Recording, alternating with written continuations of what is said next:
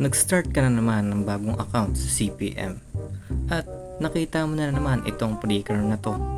Syempre, dahil pre, hindi mo to papansinin. Let's be honest guys, kadalasan kasi sa mga car game, kung alin yung pre, sila yung hindi napapansin kasi ang iniisip ng karamihan sa atin ay dahil pre nga, mabagal, pangit, so ayun yung nagiging mindset natin sa every car game. So, ibahin niyo itong pre-car na to.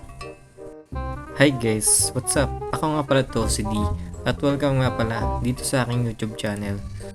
At samahan niyo akong alamin, ano nga ba yung pre-car na pinakauna nating dinrive dito sa car parking multiplayer. So, tara guys, let's go!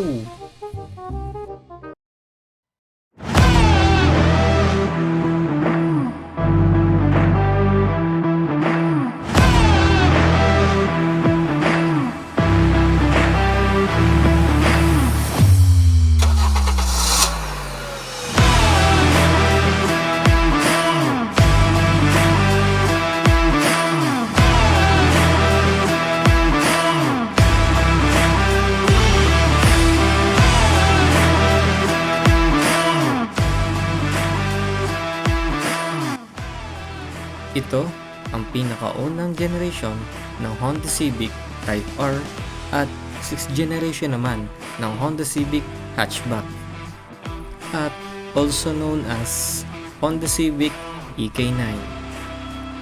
Na-build ang Honda Civic EK9 sa Suzuka City in Japan noong year 1997 hanggang 2000. At alam nyo ba na ang kotse na ito ay isa din sa mga legendary JDM. At alam nyo ba na sa PH server, meron dalawang build na namamayagpag sa EK9. Ito ay ang clean build at Kanjuzoku. Ang clean build, ito yung mga type ng kotse na wala halos sticker or mga livery. Ang Kanjuzoku build naman, ito naman yung mga type ng kotse na maraming stickers or livery. At alam nyo ba na sa PH server, merong iba't ibang Kanjuzoku tribe? Isa na dyan ang Atora Zuzoku tribe.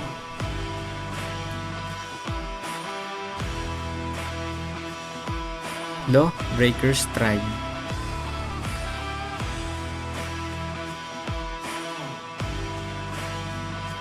Puro Suru Toru tribe. At marami pang iba. At sa susunod kong upload, alamin natin ano nga ba ang Kanjuzoku. At kung nagustuhan mo tong video na to, ay bigyan mo naman ako ng isang subscribe at pahit na rin ang notification bell para updated ka sa mga susunod na video. So, yun lang. Bye-bye!